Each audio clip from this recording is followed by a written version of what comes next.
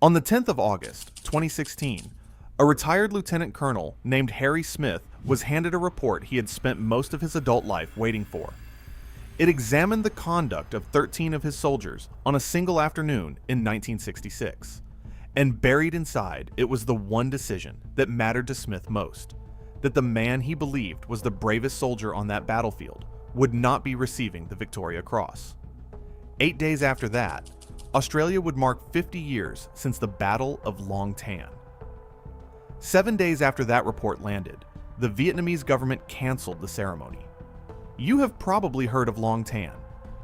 108 men, 3 hours, a rubber plantation in monsoon rain, and a result so lopsided it became the story Australia tells about its whole war. So how does a battle Australia unambiguously won end up being the one Australians are still fighting over? It was August 1966, and the Australians had held Phuoc Tuy province for barely 2 months. In the early hours of the 17th, their base at Nui Dat was shelled. The Australian War Memorial records that the bombardment lasted 22 minutes and left 24 soldiers wounded, one of them seriously. The next afternoon, a company was sent out to find whoever had fired those mortars. According to the Department of Veterans Affairs, that was 105 Australians of D Company, 6th Battalion, Royal Australian Regiment, plus 3 New Zealanders running the artillery radio. 108 men, commanded by a major named Harry Smith. At around 20 to 4, they made contact in the Long Tan rubber plantation. Then the monsoon broke. What D Company had walked into was not a mortar crew. Official historian Ian McNeill records that around 1,000 of the enemy made direct contact with the Australians that afternoon.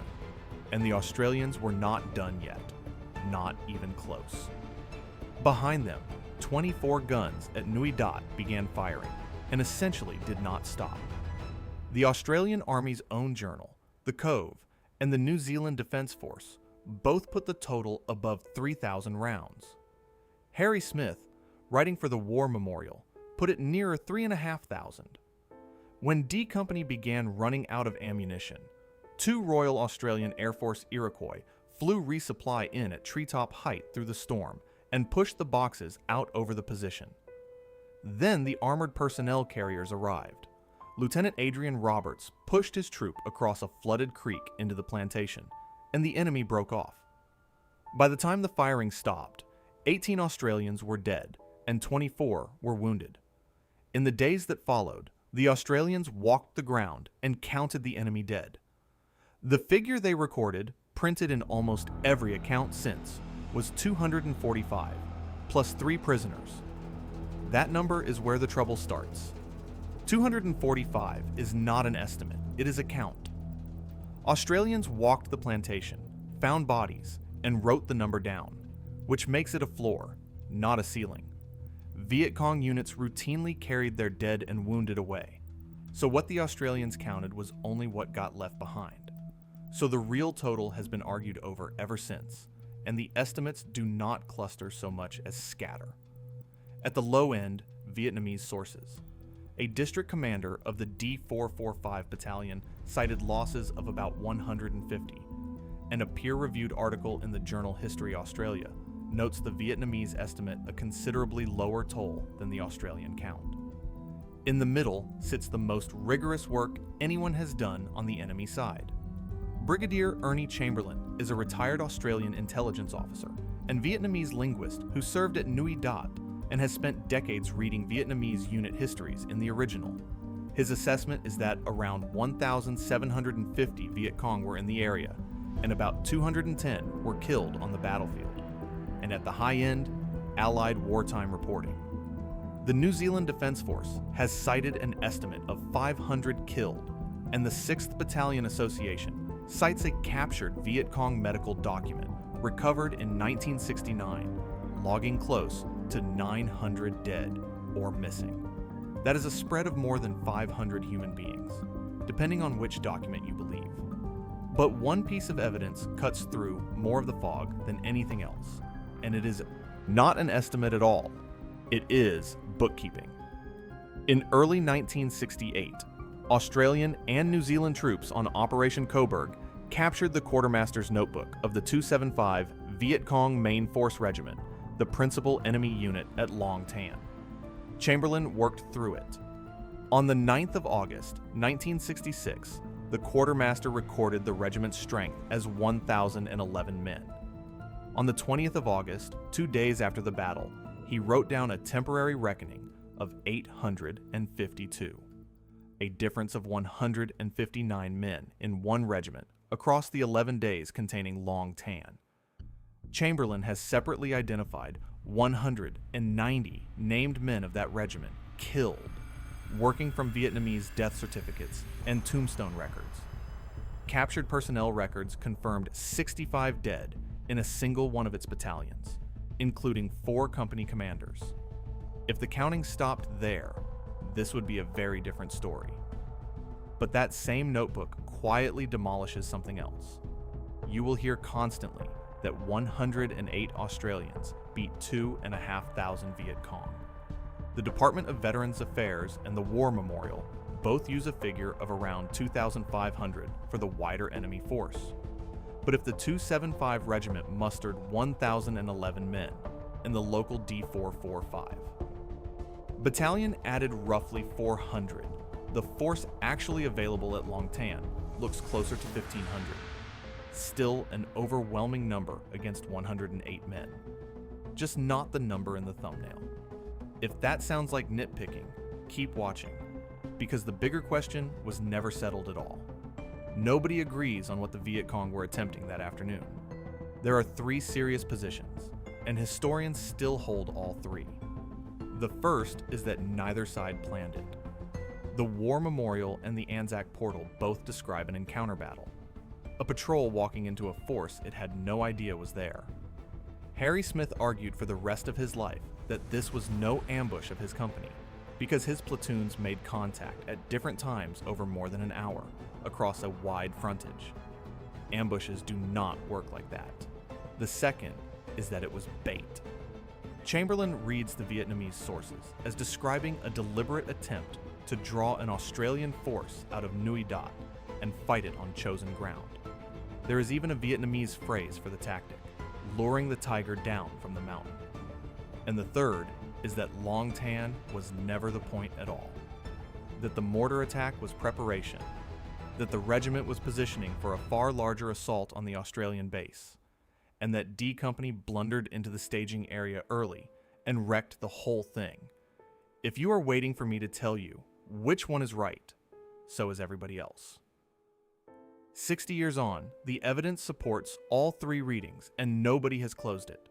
If you want Vietnam history that shows you the arguments instead of hiding them, subscribing helps this channel keep doing the digging. So the numbers were contested and the intent was contested. But what happened to the men themselves made all of that look academic. Harry Smith came out of that plantation and did what any company commander does. He wrote up his people, around 20 recommendations for decorations. He was told there were too many, because in 1966, Australia still awarded imperial honors, and imperial honors came with quotas. A fixed allocation of decorations per number of troops, per period. The heroism was not the limiting factor. The paperwork allowance was. Official historian Ian McNeill wrote that the quota system left the awards for Long Tan, in his words, little short of insulting given the heroism displayed. Smith's list was cut roughly in half, and what survived was downgraded. His own recommendation for a Distinguished Service Order came back a military cross. And the recommendation he cared about most concerned his company sergeant major, Warrant Officer John Kirby, known to everyone as Big Jack. Kirby spent the battle crossing open ground under fire, carrying ammunition forward and dragging wounded men back. Smith recommended him for the Victoria Cross.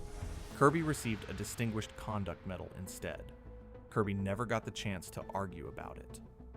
On the 6th of February, 1967, less than 6 months after Long Tan, he was killed by friendly artillery fire. On another operation, aged 31, Harry Smith spent the next 4 decades refusing to let it go. He wrote submissions and lobbied prime ministers. In 2006, after meeting Smith personally, John Howard set up an independent panel to review the Long Tan honors, and in 2008, the government accepted its findings. Smith's military cross was replaced with the Star of Gallantry. Two of his platoon commanders, Dave Sabin and Jeff Kendall, went from a mention in dispatches to the Medal for Gallantry. He was 77 years old when he finally received it. And he still was not finished, because Jack Kirby still did not have a Victoria Cross. Which brings us back to that report, on the 10th of August, 2016. The Defense Honors and Awards Appeals Tribunal had reviewed the actions of 13 men at Long Tan and recommended honors or upgrades for 10 of them. Medals for Gallantry for Adrian Roberts, Frank Alcorta, and Barry Magnuson. Commendations for Gallantry for Gordon Sharp, the platoon commander killed on the day, and 6 others. And it declined to recommend a Victoria Cross for Jack Kirby. The tribunal found the Distinguished Conduct Medal awarded in 1966 was the appropriate recognition of his conduct. Harry Smith died on the 20th of August, 2023, aged 90, 2 days after the 57th anniversary of the battle. The Kirby decision was never overturned. One more thing was never settled, and it is a lump of concrete. On the 3rd anniversary of the battle, in 1969, Australian soldiers went back to the plantation and put up a cross, the brass plaque named D Company and the armored troop, and recorded who had erected it and when. After the communist victory in 1975, the cross was taken down, and then it was reused. Local people made it a grave marker for a Catholic priest named Nguyen Van Chien. In 1984, it was recovered by the Dong Nai Museum in Bien Hoa, where it went on display alongside other relics of the war. In 1989, the local district committee put a replica up on the battlefield. That replica became a pilgrimage site. According to the official history by Ashley Eakins and Ian McNeil, as of 2012, it was one of only 2 memorials to foreign military forces permitted anywhere in Vietnam. The other commemorates the French at Dien Bien Phu, which brings us to the 50th anniversary. More than 1,000 Australians, many of them veterans, had flown to Vietnam. Some had not been back since the war. On the 17th of August, 2016, the Australian government announced that Vietnam would not permit the commemoration at the cross to proceed. The Department of Foreign Affairs stated that Australia had worked with Vietnamese authorities for 18 months to prepare it. The Veterans Affairs Minister, Dan Tay Han, called the decision a kick in the guts. The Prime Minister rang his Vietnamese counterpart directly. Vietnam partially relented. On the day, small groups were allowed onto the site in rotations of up to 50 people for no longer than 15 minutes each. The Australian and New Zealand ambassadors laid a wreath, and the visitors were barred from wearing their medals, barred from wearing uniform, and barred from carrying flags or banners. The following year, Vietnam gifted the original cross to Australia permanently. It went on display at the Australian War Memorial on the 6th of December, 2017. The dream I have all the time is all the young blokes that were killed on the day. I still see their faces, like Doug, Shorty, Mitch, Glenn. You still tell them that when I wake up in that morning, that next morning, that they'd all wake up with me.